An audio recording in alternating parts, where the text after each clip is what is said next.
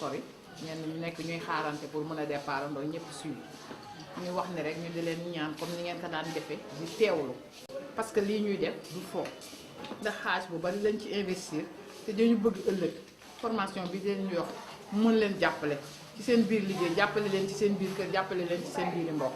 li ñu bëgg aussi mooy xam-xam bi ñu leen di jox ngeen mën ko sottilaat seen yeneen i naw la mu demaat feneen mu law parce que loolu mooy tax li nga xam ne bii ne moom lañ bëgg ci Sénégal ñu am ko ci ñu wax ni nag comme accusé nañu retard ba ñëpp ñëwandoo nag ñu démarré ndoo ñu dégloonte parce que jox leen ngeen ndékki fas yéene leen a jox añ soo leen di ñibbi ñu dimbale leen ci remboursement de transport kon yaakaar naa ne mbayatal nañ leen dans de bonnes conditions jox leen tamit ay documents yoo leen mën a jànge yaakaar nañ ne mettre nañ leen dans de bonnes conditions ou même def nañ le maximum pour ngeen mën a teewlu pour mën a jàng suñ ko indee fii tamit c'est parce que dañ bëgg isolé wu moo tax ñu choisir case des tout-petits bu ñàgg pour ñu mën fi jàng kon ñuy gërëm ñëpp di sant ñëpp mais ñu seewloonte parce que bugguñu daal kenn yóbbu sa morom bugguñu yéen ngeen yóbbuñu ñun ñu dese leen loolu la ñuy bañ ñu teewloonte nag ñu respecté temps yi bi parce que dina serré mais nag mënul ñàkk téléphone yi aussi duñu wax kenn mu fay téléphone am mais bu ñu sañoon téléphone yëpp ngeen def leen sous vibreur bu sonné nga génn ba ci bitti door a wuyu mais nga def ko sous vibreur mu sonné nga toog ci salle bi aussi di wuyu téléphone tamit gënaluñu vraiment kenn ko leen concentré wu ba mën ko sotti li ñeneen wasalaam. su ma taxaw tey di wax nag dama fi taxawal ki nga xam ne mooy dégg def nag ci fan yi ci histoire bi amoon ci stade Demba Diop mu am ñaari mbokk mi ci wàññeeku mu nekk Mbuur mu ne ma kon bu ñu ñëwee nga santal ma leen gërëm ma leen ndax bërëb yi ñu mën a formation bari na waaye bu ñu taamu case bi dafa am lu tax ndax moom dina ko dimbale ci wàllu liggéeyam ndax dina fexe ba ñi nga xam ne ñoo ŋànk case bi ñi nga xam ne ñoo moom njaboot gi dinañ dugg ci case bi xam lan mooy case bi. te loolu ci yàlla nag ñu ngi président comité de gestion case bi ndax moom ne leen képp koo xam ne naan nga ba pare am na leen dugg nekk ci sa lii fàttali rek ñu daan da waxee waaye bu fekkee ne fi ñu koy jàngi teewlu kon naasi salaatul fatihi yal nañ ko commencé ci bisimilahi rahmaan ndox ko suñu xam-xam li ñuy xeex di xel yi téye ko ñu mën kaa jox ñoom ñu bàyyi ما بين أيديهم وما خلفهم ولا يحيطون بشيء من علمه إلا به ووالد الوصية وسلم كسر سبحان ربك رب العزة kon ñu ngi sant ñëpp di leen dalal mën naa doy waar ba lépp ba njariñ di wax ko mën a tàyyiwul di jëlale di jéggale pour que seen mission mën a àgg ci ñun ba ca suuf ñu ngi sant ñëpp di gërëm ñëpp. kii nga xamante ne mooy Ngoné ak sunu gan gii nga xamante ne tubaab la bu jóge fële ñëw duñu jàppale boo xamante ne vraiment c'est exceptionnel moom boo koy xool moom yéene bi mu am ci noonu yéene bu mucc ayib la. fexe ba la ngay jàngal mu dugg ci bopp bi yàlla seen yéene suñu ndox ñu dema rek ngeen gën a yokk seen pas-pas rek gën a takku te xam ñuy sant nag ñii nu dalal waa jàng ñu la leen ñi commencé na noo gis seen bopp di que jigéen jëm ca kanam ci wàllu koom mais jigéen jëm ca kanam ci wàllu matuwaay ak taxawaayam développer leadership am ba nga xamante ni dafay jëm ca kanam ba fépp foo xamante ni fii ndaw taxaw na fa war fa am lu mu fa tekki moom itam mu am taxaw fa tekki fa loolu tey jii ñu ngi ci formation ci genre ak développement am na formation yu ko jiitu woon benn bi mi ngi nekkoon ci éducation financière maanaam naka la ñuy tàggatee suñu bopp ba nga xamante ni bi lépp lu ñu am wala lépp lu ñuy mébét ci wàllu lu ñu jëmee ci kanam ci wàllu koom danañ xam yan matuwaay la ñu war a jël bu ñu koy tàmbali bu ñu nekkee ci biir itam naka lañ wan taxawaay lañ ci war a am bu ñu demee ba nga xamante ni bi aussi la ñuy def ma ngay fulandi naka lañ koy jëriñoo ndax ñu mën ñoo jariñ boobu mooy formation bi fi njëkkoon mooy fi lañ ko defee woon beneen bi ñu ngi ko defoon ci développement organisationnel ndax bu fekkee ne dafa boole ay nit war na kenn ku ci nekk am loo jël ci sa bopp ci lu baax andi am loo xamante ni bi xëy na yaakaar nga ne ayib la nga bàyyi ko. développement organisationnel ay nit naka la ñuy nekkee naka la ñuy saytoo seen i nekkin ba rafetal ka ndax dañoo fas yéene ànd liggéey boo xamante ni bëgg na ñëpp jëriñu ci. donc loolu mooy formation beneen bi ci ñaareel ba ka ñetteel moo di que formation bi ñu defoon ci technique avicole maanaam nan la ñuy yaree ganaar nañ leen koy saytoo nañ ko defoon fële ca centre ba ca Mbaaw. bañ fa jógee aussi am na beneen formation boo xamante ni bii dafa wax ci wér gu yaram ndax bu fekkente ni yaa ngi liggéey bëgg jëm ci kanam ci wàllu koom yi tamit santé xool nañ ni dafay jël lu bare su fekkente ni matuwaay yi ñu war a jël ci suñu bopp jël ko ci suñu njaboot jëluñu ko lépp lu ñu am danañ ko dépensé waat ci santé kooku defoon nañ ko fi bu yàggul. def nañ fa aussi ay forum maanaam waxtaan yoo xamante ni bi kenn ku ne day indi sa xalaat lu jëme kanam projet bi waaye lu jëme kanam également gox bi ñu nekk lu jëme kanam ñu ci suñu biir kër lu jëme kanam ci suñu quartier ndax li ñuy wax rek nañ jëm ca kanam si wàllu koom mais également ay citoyen lañu dañoo war nekk ci biir dëkk bi ëpp ci dëkk bi di tekki ci dëkk bi nag ñu gën a bëgg dëgëral loolu. formation bi nag du ma wax li ko tax a jóg ndax am na ñoo xamante ni bi tey jii ñoom dinañ ci ñëw waxtaan ak yéen tuuti wax na ñu naa leen ci turu Mariam Coulibaly waaye maa ngi ànd ak aussi Penda du côté de Wildaf maa ngi ànd ak Ngone Ngom suñu doom di ànd ak également Maud Champagne suñu doom aussi di remercier nag cadre de concertation bi bu baax a baax ci seen taxawaay buñ ñu gisee ak buñ ñu gisul ñu ngi yëngatu duma lim ndax ku lim juum waaye nag am na loo xamante ni li mënuma ñàkk bañ a wax maa ngi gërëm Farba Mbay di gërëm El Hadj Sey maa ngi gërëm Mariam Ndiaye maa ngi gërëm Absa ndax di gërëm également Fatimata Coulibaly ndax ñoo gën a bari bokk li ñuy gis li ñuy jokkoo ci cadre de concertation di gërëm également ñu ngi fa bàyyi ndax ñàgg muy fële heure bu nga xamante ni bi ñu ngi daje ay autorité déplacé wu nañu te loolu ñoom la ñun xamuñu leen ñoom ñoo leen xam ñoom ñoo leen di mobiliser ñu ngi leen di gërëm bu baax a baax di rafetlu seen taawaay ci ak seen jàppale di ko yëg bu baax a baax di ñaan yàlla également ñu gën a jàpp ndax fi mu ne ni fii la jàpp jote tàmbali nañ yàlla dogal na xëñ na am na lu ñuy gis ne ñu ngi ñaan yàlla na barkeel waaye yàlla na ko yàlla fulandi fii nag la takku jotee ñu ngi gërëm ñëpp di sant ñëpp formation bi nag danañ ko def ci 2 jours ndax comme niñ ko baaxoo di ko def formation dafa am ay limites di nga am na nombre boo xamante ni bii bu nekkee bu dajee ci biir salle rek dootul nekk formation loolu moo tax 70 personnes ñoo waroon a daje ñu ne kon nañ ko xaar ñaar def ko ñaari fan ba tax na 35 yi ñëw tey jii bu fekkente ne membre bureau exécutif dooleeku na ci yeneen 30 ñooy ñëwaat du côté de ñàgg mi ak du côté de ñàkku rab du côté de Pikine ñu ñëw ci formation bi moo war ñiy ñëw suba donc ñi ñëw tey duñu ñëw suba incha allah ñeneen ñooy ñëwaat ndax dañ ko bëgg a yaatal di ñaan aussi formation yi ñu fi jëlee dañ ko bëgg ñu di ko tasaare di ko jëriñoo mais également di ko tasaare loolu moo waral tey ak suba incha allah thème bi ñu naan genre et développement moom la ñuy animé fii ku ñu naan Ngone Ngom moo koy animé ak Maud Penda Jaay mooy amee modération bi ñun ñi ci des dañ cay jàpp rek ñu ngi leen di gërëm vraiment di leen sant di ñaan yàlla comme ni ko nit ñi waxee ñépp nañ teewlu ndax itam bàyyi sa ñaar boo bàyyi sa benn waxtu sax dafa précieuse ci nit waxuma laa na nga bàyyi toute une journée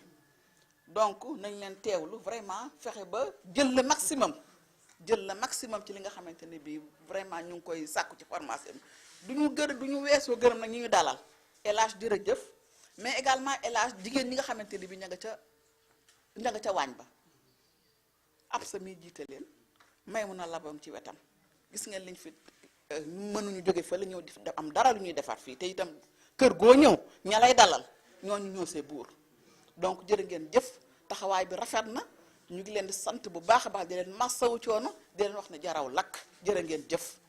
donc voilà léegi maa ngi jox kàddu gi. ñu tàmbali ak un peu de retard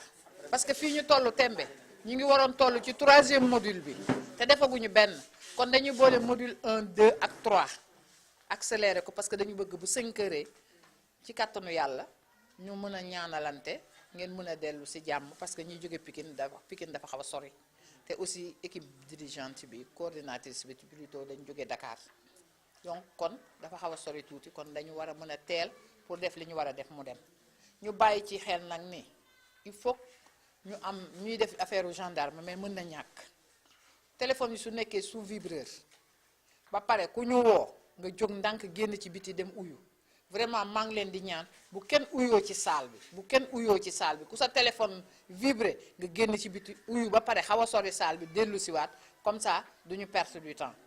léegi kon loolu mooy essentiel bi képp koo xam ne kii ne tamit jox nañ la kàddu nga war a intervenir soo jëlee temps bu bari dinaa la retirer parole bi ce n'est pas parce que damay nekk gendarme ou dama leen di exiger dara mais temps bi moo koy laaj su fekkee ne bëgg nañ formation bi vraiment dugg ci bopp yi kon je crois que kàddu gi léegi dañ koy jébbal ah Adja Ngoné ñu trop ci fekk si leen fii tey ci casier tout petit wu ñàgg di gërëm ñi nga xam ne ñoom lañ fi fekk yépp di leen sant ndax xame bi yàgg na defe naa ni depuis le début ñu ngi nekk di àndandoo ci formation yépp di àndandoo ci lépp lu ñuy def donc tey jii mooy nekk 4e formation bi nga xam ne mën naa ni 5e formation bi nga xam ne ñu ngi koy def ak yéen te mu jëm ci wàllu genre ak développement donc dinaa ko partager ak sama collègue Maud moom dina wax ci français man aussi may traduire ci wolof pour ñu gën a mën a comprendre te donc dinañ expliquer un tout petit peu objectifu formation bi parce que ni ko Tamayam waxee sànq ñun mission WILDAF mooy promotion des droits des femmes maanaam àq ak yelleefu jigéen ñi donc ñun bu ñu tollee ci di wax chaque jour àq ak yelleefu jigéen ñi te ñu nekk ci projet de développement dañu ne dafa am solo ñu intégré ci li nga xam ne mooy genre te mu nekk loo xamante ne ni même bu dee defu leen ko wala jàngu leen ko aussi yéen a ngi koy dégg donc tey loolu la ñuy waxtaanee faram-fàcc ko expliquer leen ko exactement mooy lan ak yéen ci seen projet de développement bi ngeen nekk ni ndax sentir ngeen ni am nañu intégration genre donc contenu formation bi lenn rek la mooy que ni dinañu wax ci genre dinañu définir maanaam wax lan mooy genre mais aussi dinañu wax aussi lan la ñu définir sexe maanaam loo xamante ne ni mooy tax ñu xàmme ni kii jigéen la wala kii góor la dinañu wax ci loolu mais aussi dinañu wax ci àq ak yelleefu doomu aadama bu jigéen bi ak bu góor bi dinañ ci faram-fàcce lu bari bari aussi dinañu wax ci li nga xam ne moom la ñu remarqué muy inégalité yi nga xam ne ñàkk a tolloole bi ñu tàlloole jigéen ñi ak góor ñi dinañ ci waxtaan lu bari te dinañ ci bàyyi tamit seen ngeen wax ci seen xalaat ak seen kàddu aussi dinañ wax ci genre ak développement mooy li nga xam ne moo ñu tax a jug ndax projet de développement la ñu indi biir Ñàkku Rab donc am na solo aussi ñu waxtaan ci suñu projet bii nii tey jii ndax ñun sentir nañu ne am nañu intégration wu genre donc loolu mooy un tout petit peu contenu formation bi du lu yàgg mais weccante xalaat bi lañ ci gën a soxla ak vraiment implication bi nga xam ne yéen en tant que bénéficiaire projet bi am ngeen ko ci donc moo dina jël léegi li nga xam ne yéen moom ngeen di xaar ci formation bi maanaam seeni attente mu bind ko de ce fait ñun par rapport à cela la ñuy xool nan lañ leen di gën a expliquer ak lépp question bu ngeen am ñun ñu ngi leen di déglu pour vraiment répondre leen ci indi leen ak leeral yi ci war yëpp donc dañuy jàll ci attente yi ñu bàyyi leen ak kàddu gi bu ko defee ngeen mën a wax exactement la ngeen xaar ci li nga xam ni moom la ñuy waaj a def muy formation au genre bi. lan mooy genre ngeen mën a démarrer ñu débbalaat leen kàddu gi. Mais aujourd'hui, je suis obligée d'en prendre. De cette formation en genre et développement. On se jette à l'eau. Merci Ella. lan ngeen fi bëgg a xam kenn ku nekk nag bi muy ñëw bi mu déggee am na lu mu yaakaar ne lii war na ko ci mën a xam bu kenn ku nekk noppee du sotti ne kenn ku nekk wax la ma ci yaakaar mu gën a bari. Dans mon vol, je jette à l'eau. ba pare parce que photocopie bala ma koo jël 5 heures dafa jot kon ku ko yorul rek dama la koy fàtte.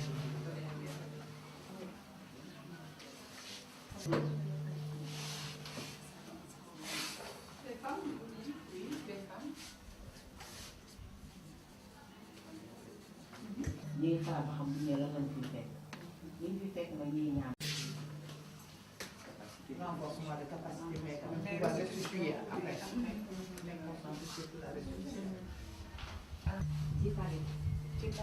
parce que liñ ci xam rek mooy. waaw soxna si xam nga kuy wax nag bu waxee tur bi dinañu gën a.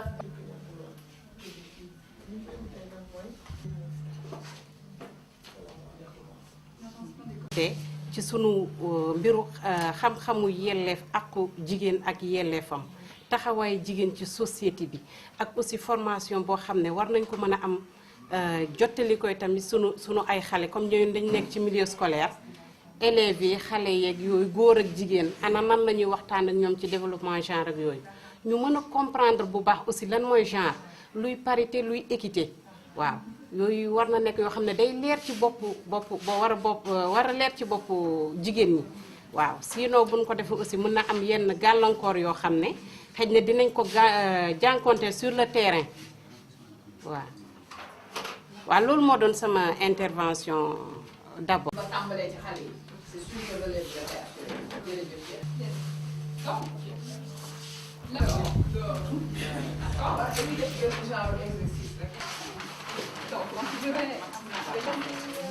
mais y a la coordinatrice. boobu gën naa nekk xale ba ci yàgg ñu jékki-jékki may dégg genre et développement ma bëgg a xam lan moo indi loolu. changement boobu ak lan mooy enjeu bi.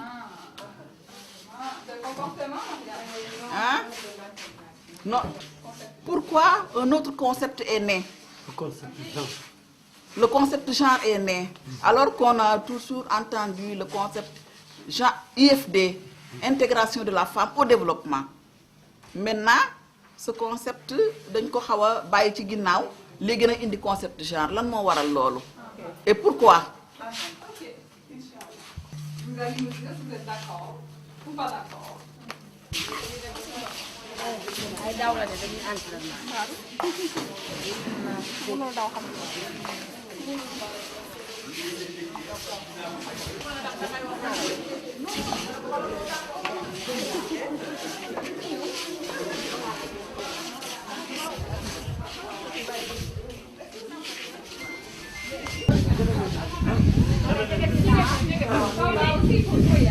Oui, d'accord, je vais bien. Fille, c'est Nangouma. non dañuy tas ñaari groupe waaw léegi nag ñaari côté moo am ku nangu lee nga jël maanaam ñëpp dañoo groupé nii ku nangu lee nga jël ku bañ fee nga jël su ngeen paree nag buñ leen laajee ku bañ nekk féete ci benn côté ñu nangu féete ci benn côté buñ paree ñu laajee lu tax ngeen def ngeen nangu. Mais elle a aussi tamit. kay ci biir si d'abord. Et Ablaye ne pourront jamais être égaux puisqu'ils sont biologiquement différents. ñu ne Fatou ak Ablaye xam nga mënuñu tolloo nee nañu ñun mënuñu tolloo ndax nee nañu kii jigéen la kii góor la kan moo d'accord ci loolu kan moo d'accordul ci loolu. D'accord? Pas d'accord. da ngeen di bouger. Bouger. waaw fii lañu waxoon ne méngoo góor ak jigéen ñu méngoo ndax waaw mën nañoo tolloo mais mënuñoo méngoo. Mais il faut pas répondre. Il faut juste dire d'accord ou pas d'accord. Non, mais il faudrait qu'on les explique pour qu'ils puissent comprendre. La première fois, il faudrait que parce que tubaab la ñuy wax bu fekkoon ne ñun ñëpp suñuy teewoo dégg-dégg tubaab dafa tolloo kon bu ñu posé question bi da ngeen di répondre après maintenant bu ñu leen répondre maintenant ci loolu ngeen di argumenté mais comme man kii bu ne maanaam ñi méngoo kon dañuy wax ni borom ñaari tur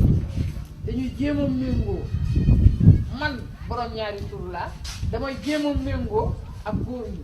kii borom ñaari tur la day jéem a méngoo ak jigéen ñi. méngoo ak tolloo du benn. maintenant nag mën nañu démarrer waat. léegi tolloo lañu jël. tolloo lañu jël. tolloo la ñu jël. ñu ne mën nañu tolloo. nañu féete. ñëw leen gaaw ñu avance. waaw mais man léegi yéen ñi ne mënuñu tolloo wax leen seeni raison. da ngeen di dégloo ñu dégloo ñu dégloo waaw. loolu dama xam ne jigéen mënta doon imam. waaw jigéen mënta tudd doom. waaw jigéen mënul takk sëy. waaw jigéen mënta dem armeel. waaw bon parité bu ñu nee parité ci bureau la yem. waaw mais du ci biir kër yi parce que góor mooy kilifa ci biir kër. waaw dama ko tënk noonu rek. waaw kon yéen noonu ngeen gisee. waaw jigéen ak góor mën nañu tolloo man lu tax ma ne mën nañu tolloo du ci kër ga du ci kilifteef gi mais dañu ne jigéen bi nga xamante ne dafa jàng ba yor diplôme ba góor yore nañu ko jox la ñuy jox góor ga jigéen mën na nekk présidente bu Sénégal jigéen tey jii ñii fi nekk ci salle bi ñi fi nekk ay jigéen ñaata góor a fi ne ñaar xam-xam nag boo ko dee def danga koy dugal ci jigéen ñi nee nañ boo yaree benn jigéen yar nga dëkkub lëm kon jigéen dafa am taxawaay goo xamante ne taxawaay gu am solo jigéen dafa am loo xamante ne vraiment lépp lu ñuy jox góor rek buñ ko joxee jigéen mu doxal ko lu fi dëng lu ne bu ko jigéen jiitee dana jub xocc te tegu ci yoon jërëjëf ndax ni mu wax convaincre na leen yéen ndax yéen ñii li ñu wax convaincre na leen ngeen changé waat ñu xool mën nañ yem foofu wax leen la moo tax nanguwu leen non may leen ma une chose formation yi ñëw exercice kenn ku nekk na def groupe yi bu ñu posé lu ngeen bëgg a régler ngeen régler ko mais ñu pose bii groupe ngeen génn ne ci cadre liggéey bi la dem yéen ñaar ñëw kii féete gauche kii féete droite kon nekkatul ci cadre liggéey bi te liggéey may ma ñëw bugguma tontu bugguma commentaire damay wax rek pour bu beneen yoon ne ñu bañ ko def parce que ñun ay jigéen lañu te dañoo mën a wujje léegi ñaari nit génn dem fee waxtaan dellu saa ne ci cadre liggéey bi la léegi ñii ñoom wax nañ argumenté nañ ba pare yéen ànd ngeen ci li ñu wax wala àndu leen ci man de ànd naa ci. yow ànd nga ci li ñu wax kon yow changé nga sa position dellu fee nga bokk léegi fee nga bokk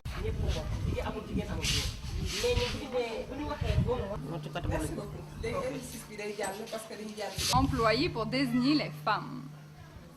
maanaam yéen bu ngeen déggee genre bañ leen ko dalee wax sànq ak li ñu expliqué ci salle bi ndax yéen bu ngeen ko déggee rek dañ naan kon jigéen ñi la ñuy wax ñan ñoo d'accord loolu ñan ñoo d'accordul loolu. taxawaay doo tontu yi tamit da ngay diglu bañ wax ñu ko tas leen ba pare. daal di yaakaar ne jigéen ñi la ñuy waxal ndax d'accord ngeen ci loolu wala ndax d'accordu leen ci loolu ndax bi ñu duggee tuuti am na lu ñu expliqué ñi d'accord ci ne buñ nee genre rek jigéen la ñuy xalaat nañ féete fii ñi ci d'accordul nañ féete nii buñ paree ñoom it groupe bu ci ne na wax li tax mu d'accord ak li tax d'accordul. c'est-à-dire il faudrait que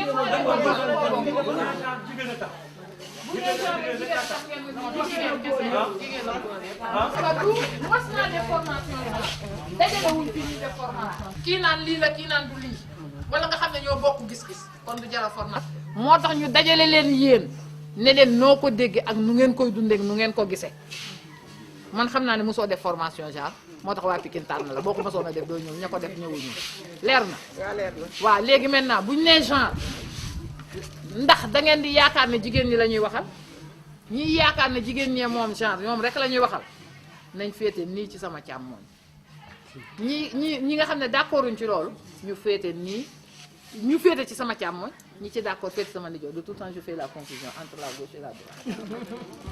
est-ce que dañoo bëgg ñu def individualité léegi. taxawel na léegi bu ñu waxee genre góor ñee tax ñuy wax wala jigéen ñee tax ñuy wax jigéen ñee tax. kaay fii na ñëwee nii na demee ne. bu ñu nee genre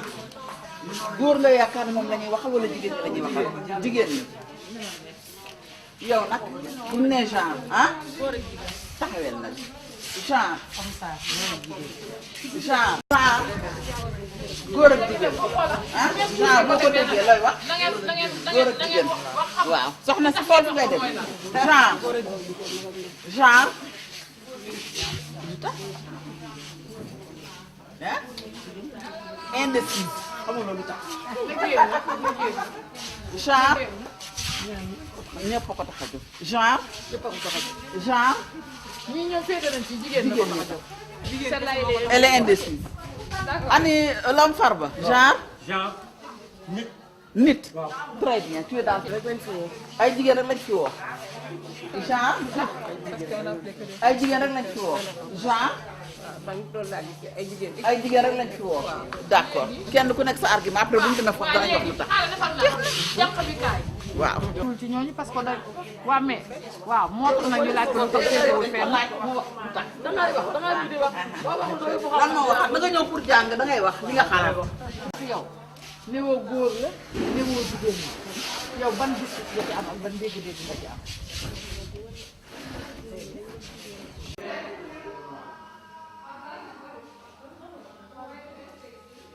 tolloo ñii féete fii ñii féete fii ñi wax ne mënuñoo tolloo wax li tax mënuñoo tolloo ñi wax ne mën nañoo tolloo wax li tax ne mën nañoo tolloo ñun leen bu nee genre ban dégg-dégg ngeen ci am ngeen ne genre buñ ko waxee du góor la ñu woo du jigéen la ñu woo mais ñëpp la ñu woo kon léegi nag laaj bi mu leen di laaj dafay méngoo nag ak yéen porte parole yi ñu wax nag ndax ba tey li ñu expliqué yëpp gis-gis bi ngeen amoon ci genre changé na wala changé wul. ak noo leen ko comprendre ak noo leen ko comprendre fi mu nekk bu ñu leen di wax genre ban dégg-dégg ngeen ci am. genre ñëpp la soxal ñëpp la yitteel tamit man noonu laa gisee genre laa amee dégg-dégg genre. te nite. nit ku nite noonu laa ci gis man nit koo xam ne da ngay nite. genre c'est la personne. genre ëmb na yaay ji doom ji jëkkër ji maam ñëpp daal góor ak jigéen ak mag ak ndaw waaw. maanaam seeni rôle ak góor ñi aussi seeni rôle société bu nekk nag am na. kon ñuy wax ne genre construction sociale c'est les rôles. Mais est-ce que tu as dit féminin et masculin, est-ce que ça voilà? Féminin, masculin versus femme. Mais c'est pas comme femme, homme. góor jigéen en fait. góor jigéen c'est homme femme. D'accord, c'est pas homme femme. Féminin, masculin. góor ak jigéen. C'est la différence.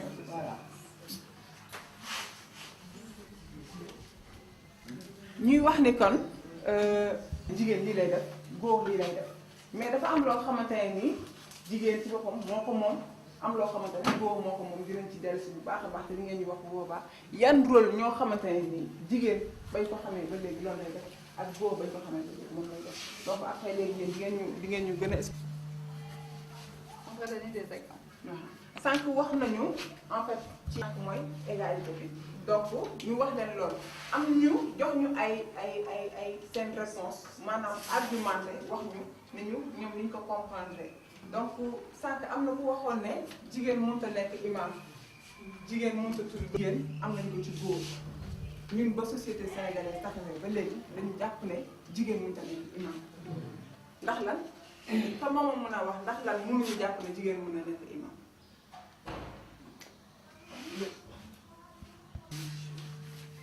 Les préjugés, c'est sur la base de la religion, la culture. Donc ça fait en sorte que ce qu'on attribue aux femmes, filles, en 2017, et ce qu'on attribuait aux femmes en 1900, c'est totalement différent. Parce que les rôles, les responsabilités qu'on doit... dafay gën a yokku. Exactement. Donc ñun dañu comprendre que ni jàkkaarloo nii di jàngale n'est-ce pas ah léegi fi mu ne nii man en tant que jeune fille am naa sañ-sañu taxaw jàngale la moo ma ko may parce que permettre nañ ma dugg école jàng génn ba mun a joxe yéen tamit am na ñoo xamante ne nii ñu ngi woon seen biir kër mais moom ñu woon génn seen kër léegi permettre nañ leen génn bi leen di jaay di dox seen soxla donc loolu muy wane ni kon genre dafay gis jigéen ak góor comme ay rôle seeni rôle dafay changer d'une société à une autre mais dafay changer époque bi jugee ci dem ci époque ba leen donc maanaam ci au fil du temps ci at yi nu ñu gën a demee ñi di gën a vraiment am benn genre émancipation am benn ouverture d'esprit bi di comprendre yéen ñi pour gën a mën a jouer seen rôle ak ku nekk li nga xam ne moom ba moom. Concerne un peu toutes les sociétés, des exemples très simples. Par exemple, la petite fille joue avec la poupée, le petit garçon joue avec des voitures. Donc, comme par exemple image bi ñu leen ñuy waaj a wan dañu bëgg en fait kenn ñëw wan ñu nii nii leen ko wanee nii rek ah jigéen bi animu góor bi animu ci ni leen koy wanee nii ah. maanaam émancipation. dañu nekk entre deux kii ci ñaari milieu il y a la religion il y a la culture il y a la tradition. xaaral émancipation ni ñu ko mën a tënkee ci olof xaaral xoola émancipation jigéen bu émancipé laa maanaam man yaakaar naa ni fi sama yaay toll woon man raw naa ko parce que sama yaay dem marché dugg ñëw togg la xamoon sama papa jox ko dépense bi mu toog ci kër gi mais man permettre nañ ma dem jàngi école comme ni ko Ngoné waxee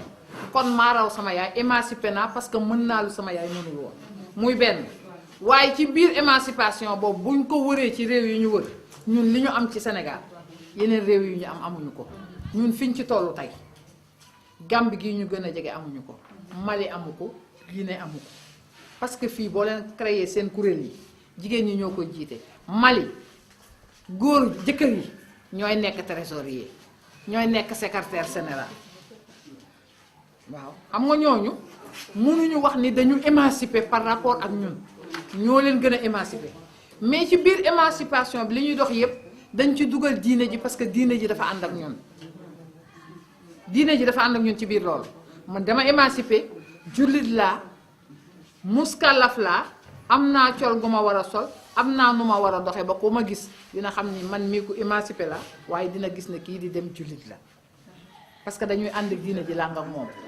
li émancipation beeg genre bi di évoluer yépp diine ji moom fa mu nekkoon rek la nekk. pertinence parce que man damay wax ni je suis libre mais je ne suis pas libéré. Il y a une nuance entre être libre et être libéré. On peut être libéré et ne pas être libre. Mais on peut être libre et ne pas être libéré. Libre mooy lan xam naa sama ak xam naa sama yelleef xam naa li ma war te dinaa ko def waaye taxul nag ma ne picc moom boppam garab gu ko neex lay fanaan leer na te it liñ leen di jàngaluñ leen loo xam ne lii ne bu ngeen demee dañ leen naan mbëkkante leen ak seen jëkkër yi wala def leen seen jëkkër yi moroom dañ leen di jàngal loo xam ne leen dafay tax ngeen xam nu ngeen di mën a nekke ak doom aadama moo xam seen borom kër la moo xam seen njaboot la moo xam dëkk bi ngeen dëkk la nu ngeen mën a nekke ba mu neex ñépp nekk ci jàmm ji sax daal leer na. émancipation dafa indi conflit yu bari parce que xale yi dama dégg man dama émancipé c'est pourquoi il faut que ñu comprendre dama émancipé ne veut pas dire que damaa génn xeet déedéet yaa ngi fi nga war a nekk am na lu la war mais da nga méngoo aussi ak jamono loolu kese la amul leen moo tax ma ne na ci dellu soit pour mu gën a leer ci bopp yi. wërsëgam di ko bokk ak ay mbokkam te ku ñëw fekk ko fa mu bokk xam ne fii la cosaanoo nga nawloo ko mais waxuma ne man damaa émancipé ci samay at ma sol culotte bu yem fii wat sama bopp génn ci mbedd mi tegale samay tànk teg sama bitéelu beer yor sama cigarette bi toog booba moom damaa yàqu waaye émancipé leer na. li nga xam ne moom la ñuy wax ne jigéen moom lay def góor moom lay def maanaam préjugé yi nga xam ne moom la société bi am ci jigéen wala mu am ko ci góor genre day ñëw pour déconstruire ko maanaam day ñëw pour indi ne jigéen lii mooy rôle am wala góor lii mooy rôle am mais selon société bi ak nu mu gën a mën a jël en compte vraiment besoin wu ku nekk loolu moo tax ñun ñuy wax genre boo waxee ñu ne affaire bi genre nañ ko mooy que ne jël nañu jigéen jël nañu góor. donc loolu la ñu bëggoon a expliquer un tout petit peu ñu wax leen aussi bu dee mën ngeen ñu permettre ñu def un tout petit peu distinction bi ngeen génneel ñu fii différence bi maanaam fii kan moo fii góor kan moo fii jigéen ak ngeen wax ñu lan moo tax ngeen ne kii mooy jigéen ñi ak lan moo. ñaar photo ñaari jigéen. kooku jigéen. waaw defal waaw kuraa ko rek kuraa ko waaw. waaw d'accord léegi def waaw lu tax waaw waaw d'accord dama toog léegi kenn non kii sa doomu nijaay la sa sang la sa sang la moo tax nga bañ ko ko tudd lii kan moo ci góor kan moo ci jigéen kii mooy jigéen waaw waaw lu tax nga ne kii mooy jigéen dafa lettu góor ñaa ngi leen léegi góor ñaa ngi leen léegi. waaw léegi kon gis nañ ni ñaar ñi ba doon ñëw gum ci photo bi. waaw bokkuñu gis-gis ki kiy def góor ak ki kiy def jigéen bokku waaw na keneen ñëwaat xool. góor gaa ngi noonu waa defal tomb. góor gaa ngi noonu ah. jigéen jaa ngi tombal fii waaw. keneen ku ñëwaat kaay ana ki jógoon léegi na yegg si ku ci góor ku ci jigéen far nga demal toog def wax nga kii mooy góor kan mooy góor kii mooy góor lu tax indi tombal lu tax kii moo ëpp yaram ci man kii moo gën a am yaram jigéen du dara jigéen dina am yaram mais kii mooy góor waaw d'accord léegi dama leer Il faut bien regarder. xoolal bu baax xoolal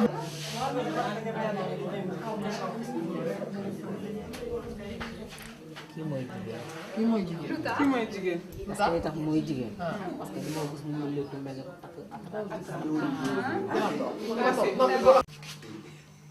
C'est difficile parce que c'est des hommes ou femmes, hein, c'est pour ça. kii mooy jigéen kii mooy góor. C'est difficile.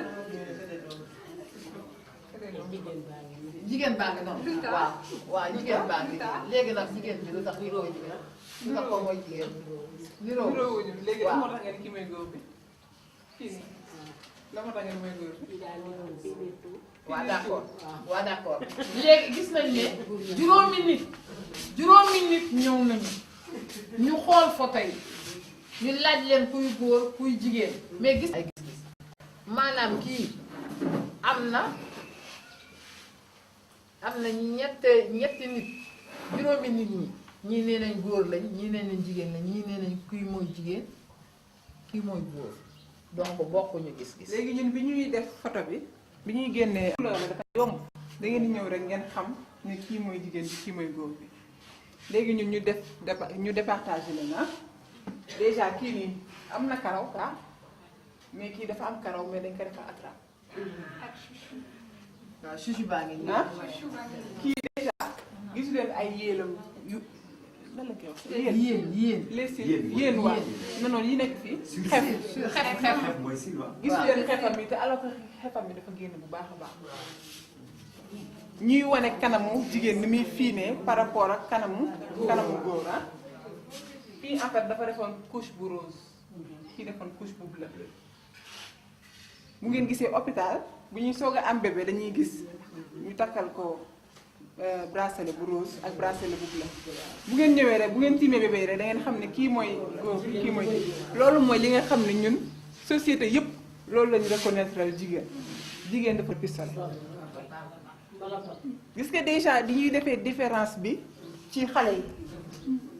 xale bu góor bi su ñëwee pistolet lañ koy njëkk a kii mu commencé moom ku mu romb foog na ni mën na la tirer. dëgg yàlla loolu mooy def domination bi ñuy gis ci góor ñi ci xale bu ndaw ah jigéen bi aussi ñu jàngal ko mu nekk ku sensible di foo ak ay poupée di peñe karaw gi di létt ak affaire yooyu noonu donc rôle yooyu mooy loo xamante ne depuis bi ñu nekkee xale lañ leen koy tàmmal ci façon bii pour xàmmee leen góor ak jigéen ca ba ñu nekkee ndaw est-ce que du wane ni am na foo xam ne ñoo fa témboo différence bi après xëy na ci forme physique bi lay doon wala xëy na ci jëfin bi foofu la différence bi nekk mais bu dee affaire xel mën nañ ci yem. non en fait du ñu yeggagul foofu. ah ok d'accord. du ñu yegg wala góor parce que ni muy soog a ñëwee. lu la indil ci image bi ak vraiment ni ñu bëgg a définir genre que ni vraiment ñaari ñëpp dañ leen a soxla société bi amul beneen genre bu fi nekk góor la ak jigéen. secondaire yi muy apparaître les seins ak yooyu ci la ñuy xam ne góor xam ne jigéen ku góor ki commencé sax barbe ku jigéen ki commencé pousser ay seins voilà ak forme góor ki jigéen ki aussi kii musclé kii nekk ko xam ne day xaw day fiin yooyu yëpp nekk na ay xam yoo xam ne dinañ ci xamee góor ak jigéen ci aussi seen comportement loolu aussi tam day dépendre ci société yi par rapport à jigéen ji nu muy en fait côté rigueur lay gën a développé voilà yooyu aussi day permettre ñu mën a ràññee góor ak jigéen daal. parce que góor ak jigéen parce que bañ nañ ko bu góor doxee benn doxin bañ naa koy doxin góor jigéen loolu la doxin bi jigéen la mais bind biñ ko bind la léeg-léeg nga gis jigéen ñoo xam ne ñu sol yére tubaab ci la ñuy gën a niroo doomu aadama plutôt que bu ñu solee yére olof ainsi de suite mais quand même bu yàgg ba dañ doon wax ne lii colu góor la xam nga ñetti abdu moom jigéen mënu koo sol parce que bu ko solee ay weenam ne jooju tamit niroowul kon mën nañu xàmmee jigéen ci colom. parce que sexe mooy loo xamante ne du mës a changer dafa inné ci nit amul kenn koo xamante ne nii fi mu ne nii peut-être science mën na développer ba mën a def loolu mais ci jamono jii nii jigéen ni ñu koy xàmmee noonu lañ koy xàmmee góor ni ñu koy xàmmee noonu lañ koy xàmmee ci xaar kanam bi ci mbindin bi ci lépp loo xamante ne nii vraiment forme yaram bi moo koy def loolu mooy tax ñuy xàmmee góor loolu mooy tax ñuy xàmmee jigéen donc c'est bien ñu dugal ko ci parce que daf ñuy permettre en fait comme ni ko tata bi waxee sànq ñu xam un tout petit peu lan moo tax ci bindin bi ñuy def rôle yooyu jigéen di def rôle yooyu góor bu ñu xoolee ci seen rôle ku mettre les rôles. par exemple yéen jigéen loolu laa xam ne moom ci yaramam ni mu bindoo ci anatomie maanaam ci xar kanamam ci léppam lan moo tax jigéen lan lay jigéen di def loo xamante ne du mu fa changé waaw jigéen de mooy